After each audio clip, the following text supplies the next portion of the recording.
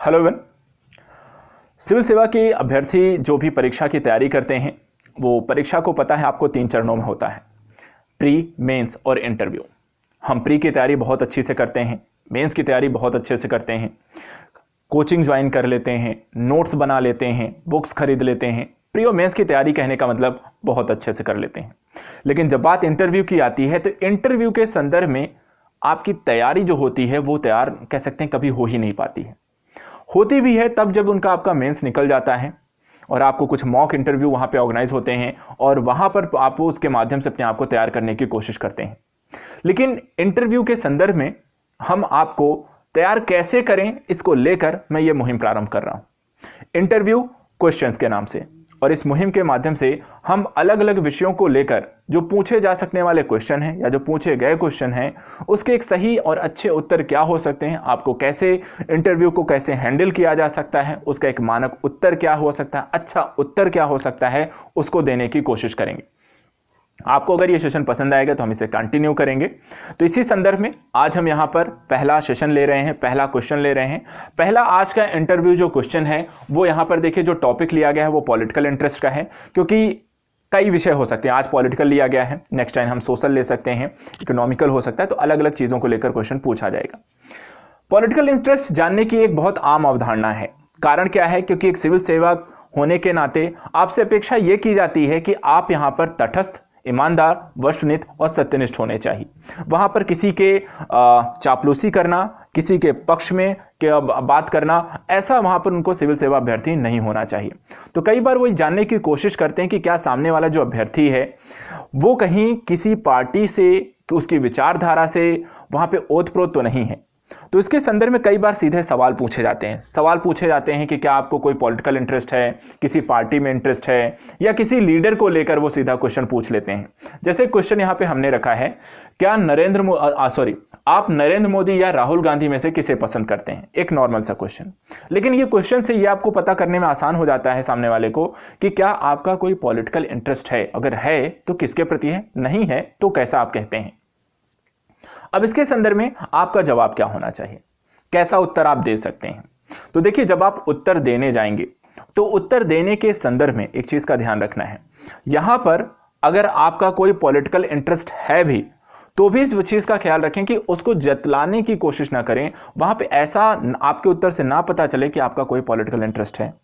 आप डिनाई भी कर सकते हैं, लेकिन डिनाई करने का तरीका क्या होगा, या फिर आप इस तरीके से उत्तर दीजिए कि सामने वाले को आप अपने ही क्षेत्र में अगले क्वेश्चन के लिए तैयार करें। मूलतः देखिए, जब इंटरव्यू में क्वेश्चन आपसे पूछा जाता है तो कई बार क्वेश्चन बहुत सीधा होता है जिसका जवाब आप हाँ, ना या बहुत ही कम शब्दों में देते हैं।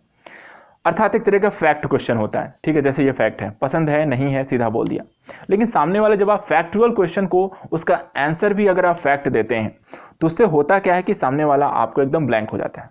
फिर वो आपसे कुछ अटपटे सवाल पूछेगा जिसका शायद आपको उत्तर ना भी पता हो। आपका इंटरव्यू खराब भी हो सकता है। तो जब भी आपसे इंटरव्यूअर सवाल पूछे तो सवाल का जवाब इस तरीके से दीजिए कि आप इंटरव्यू को थोड़ा सा अपने पक्ष में कर पाए।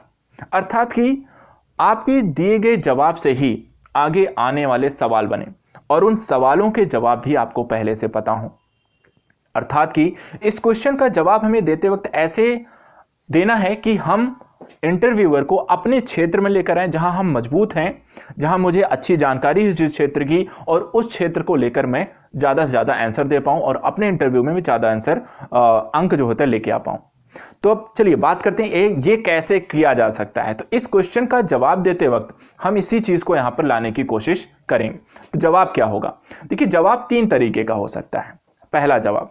पहले जवाब से जहां पर आपकी राजनीतिक विचारधारा पता चल जाए, जैसे कि मान लीजिए आप ऐसा कुछ कह सकते हैं कि महोदय,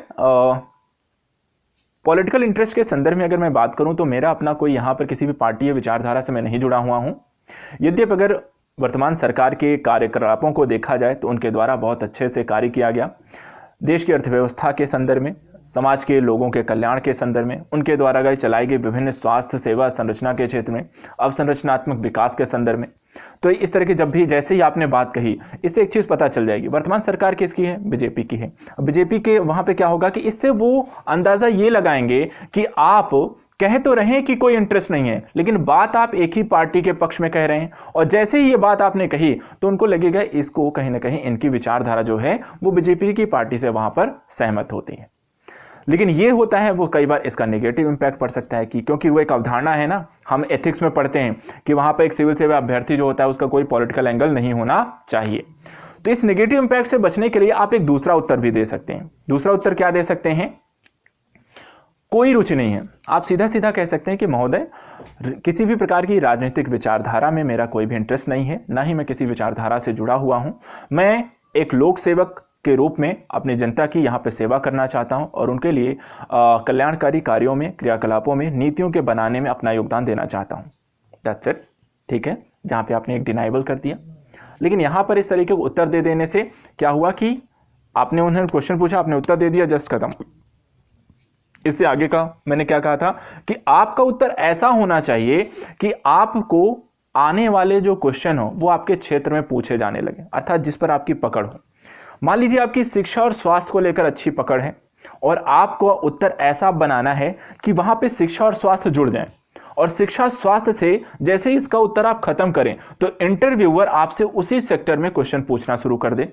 ठीक है, उसी सेक्टर में क्वेश्चन पूछना शुरू कर दे और उसके बारे में आपको नॉलेज होगी तो आपका इंटरव्यू जो होगा फिर आपकी दिशा में बढ़ जाएगा, और जहां आप उसे ले जाना चाहेंगे आप उधर उसको ले जा सकते हैं और अच्छे स्कोर वहां पर इंटरव्यू में प्राप्त कर सकते हैं।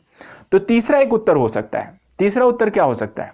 तीसरे उत्तर में आप यह भी कह सकते हैं कि महोदय, यहां पर अगर मैं राजनीतिक विचारधारा की बात करूं तो राजनीतिक पार्टियों के संदर्भ में सभी की विचारधाराएं अलग अलग हैं। जहां पर भारत की स्वतंत्रता के पश्चात से लेकर के वर्तमान समय पर कई नई पार्टियां भी आई हैं और सभी देश के विकास को लेकर कार्य करना चाहती हैं। इनके मार्ग अलग अलग हैं क्योंकि इनकी विचारधाराएं अलग अलग हैं। जैसे अगर हम देखें तो वर्तमान की जो सरकार है वो अवसंरचनात्मक विकास को लेकर वहाँ पर ज़्यादा पूंजीवादी एक तरह की रणनीतियों का निर्माण करती है और इसको लेकर वहाँ पर कई बार उनका विरोध भी होता है।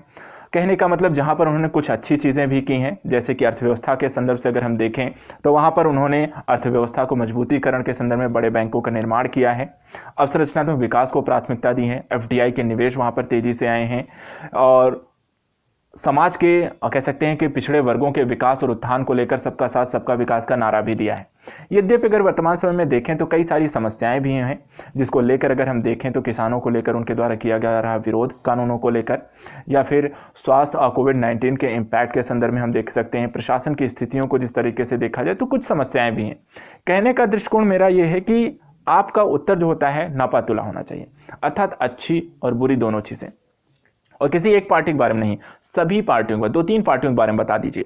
एक हो गया इनके बारे में। दूसरा कह दीजिए जैसे कि दूसरी प्रमुख पार्टी है कांग्रेस है, राहुल गांधी है वहाँ पे, तो वहाँ भी आप कह सकते हैं सर दूसरी तरफ कांग्रेस की सरकार है। कांग्रेस जो होती है उनकी अपनी एक विचारधारा है राष्ट्र के संदर्भ में, जो विभिन्न पंचवर्षीय योजनाओं के माध्यम से हमने देखा कि देश के विकास के संदर्भ में सबको वहाँ पर समाज के निचले वर्ग के उत्थान को प्राथमिकता देते हैं। एक समाजवादी विचारधारा उनके पंचवर्षीय योजनाओं में लगातार देखने को मिलती है, और इस संदर्भ में अगर देखा जाए तो ज़्यादातर निचले वर्गों के उत्थान के संदर्भ में कार्य करती हुई दिखाई देती है। यद्यपि इसके कारण देश की आर्थिक समृद्धि जो होती है उस तीव्र गति से प्राप्त नहीं कर पाती है जितना करना चाहिए। तो देखा जाए तो कुछ अच्छी चीज़ें हैं, कुछ गलत चीज़ें हैं यहाँ पर भी आपको दिखाई देती हैं। 2 ही नहीं 3-4 पार्टियों के बारे में पूछा, 2 ही है, लेकिन आप 3 से 4 के बारे में बताइए। तीसरा और ले लीजिए, जैसे कि आपने यहाँ पर अभी दिल्ली में है आप सरकार है, उनके बारे में बता दीजिए कि वर्तमान समय में देखा जाए तो आप सरकार का जो गठन हुआ था वो भ्रष्टाचार विरोधी घटनाक्रमों के आधार पर हुआ था। उनके द्वारा किए गए कार्यों के दृष्टिकोण से अगर हम देखें तो स्वास्थ्य और शिक्षा के क्षेत्र में उन्होंने बहुत अच्छा कार्य किया है। यद्यपि वर्तमान समय में देखें तो विकासात्मक केंद्र राज्य संबंधों में विवाद की स्थिति के कारण और कुछ मुद्दों में देखें तो भ्रष्टाचार जैसे मामले भी वहां पर देखने को मिले हैं, जो ये दिखाता है कि राजनीतिक स्तर पे कोई भी यहाँ पर दूध का धुला नहीं है। चीज़ें वहाँ पर अस्पष्ट रह जाती हैं, कुछ अच्छे कार्य वहाँ पर किए जाते हैं, कुछ बुरे कार्य भी किए गए हैं, अर्थात कुछ वहाँ पे कमियां भी रह जाती हैं।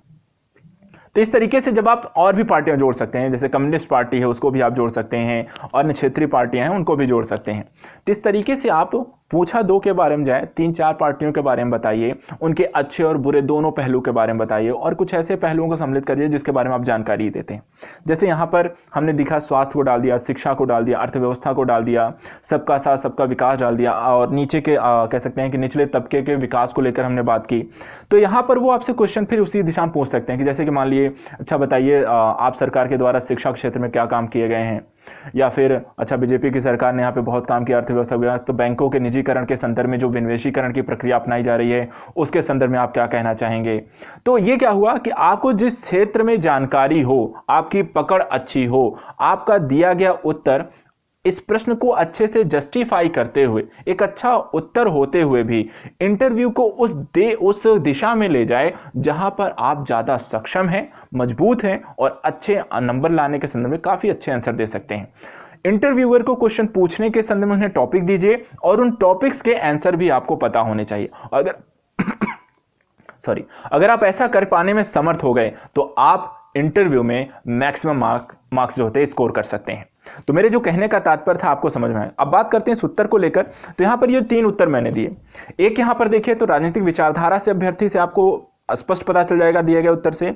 एक पूरी तरह से यहाँ पे आप डिनाई करते हैं लोक सेवा के संदर्भ में, वो थोड़ा सा आप यहाँ पर ऐसे उत्तर भी बहुत लोग देते हैं। लेकिन तीसरा उत्तर ये भी यहाँ पे कोई प्रॉब्लम नहीं, लेकिन इस तीसरे उत्तर के कारण क्या होगा, इस तीसरे उत्तर के कारण आप इंटरव्यू को यहाँ पर ये उत्तर बहुत अच्छा होगा जहाँ पे एक तरह स्पष्ट हो जाएगा कि आपकी अपनी कोई विचारधारा नहीं है, सरकार के किए गए कार्य जो होते हैं आपका तात्पर्य उनसे है, जिसके कारण यहाँ पर सभी पार्टियां अच्छी भी हैं और सही पार्टियां बुरी भी हैं, लेकिन मेरी अपनी कोई विचारधारा यहाँ पर नहीं है। और दूसरी चीज़ ये तो स्पष्ट करिए, बहुत अच्छा और संतुलित उत्तर हो जाएगा। और तीसरी जो बात यहाँ पर आएगी कि आप इस इंटरव्यू को अब उस दिशा में ले जाने में सक्षम हो सकते हैं जहां आप इसको चाहते हैं।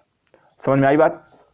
तो इंटरव्यू के संदर्भ में आप एट द लास्ट उसे खेल सकते हैं, उसे अपना प्लेग्राउंड बना सकते हैं, लेकिन वो सब डिपेंड करता है आपके दिए गए उत्तर पर भी। आप निगेटिव भी हो सकते हैं, आप पॉजिटिव भी हो सकते हैं और आप मध्यम मार्गी के माध्यम से इंटरव्यू को कंट्रोल भी कर सकते हैं। ये भी बहुत अच्छा उत्तर होगा।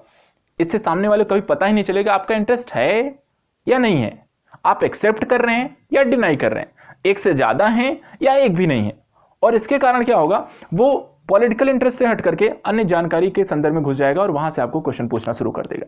और ऐसी स्थितियां अगर आप क्रिएट कर पाते हैं तो ऐसे आपको, क्योंकि आप जितना डिप्लोमेटिक हो सकते हैं समटाइम, क्योंकि एक आप डिप्लोमेट भी बनते हैं, तो वो भी आपके लिए फायदेमंद होता है। तो इस तरीके से आई होप सो यहाँ पर ये इंटरव्यू का पहला जो सेशन है आपको पसंद आएगा। हम इसी तरीके से अलग अलग विषयों से लेकर अलग अलग क्वेश्चंस लेकर आएंगे और उसका एक क्या उत्तर हो सकता है उसकी चर्चा करेंगे। आपको ये कैसा लगा उसके बारे में ज़रूर बताएं, लेकिन एक चीज़ और स्पष्ट कर दें, यहाँ किसी प्रकार के पॉलिटिकल एंगल से की गई बातें यहाँ पे मान्य नहीं होंगी। Thank you so much.